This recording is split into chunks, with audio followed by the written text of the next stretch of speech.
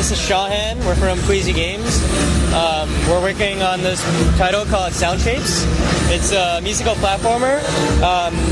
The difference is that there's no pre-recorded soundtrack. Instead, the creatures and the coins that you pick up in the game, and basically everything, all the enemies in the game, you're literally seeing the music that's being created, the final soundtrack for the game. So as you're walking through, and there's also like a level creation side where we basically give you all the tools to construct your own songs, your own loops, and those songs become levels, become game levels that you can then share with a community. So it's all about sort of creating music and creating games and sharing them with. You can export the music that you create. Yeah. Is there a tutorial for all ages, different levels of users? Yeah. So the goal is to sort of like, I mean, you don't have to know anything about music to create something in Sound Shapes, but the idea is that you can. Using the very simple tools like the touch screen, using your hands and fingers to place things around the world, you can create something without having to necessarily know anything about it.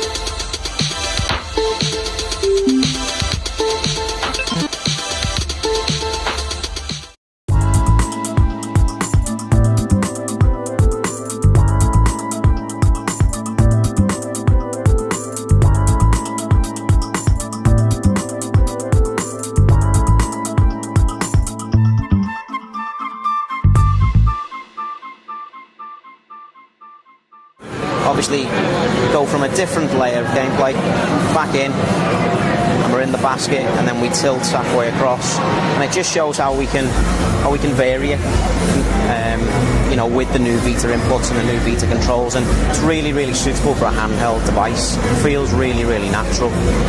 Then obviously the graphics are simply stunning on the screen.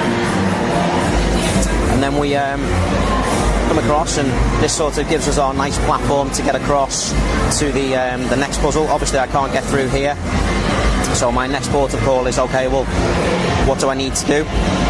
Again, shows how the new functionality, I can now move this block across, and I need to place it in place, get on top, and then I can see as I land on the pressure pad, I want to, oh, I'm not going to make it, so I need to improvise and therefore place this in the way, and then that gives me a nice path on the way through. This here now shows off the rear touch functionality on PlayStation Vita and how it complements Little Big Planet gameplay. So obviously, if I just hold on the back of the Vita, you can see my fingerprint mark just here. And what that does is that essentially allows me to pop out the actual platform.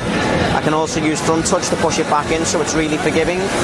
But then again, if I really want to get across, I can just swipe really, really nicely.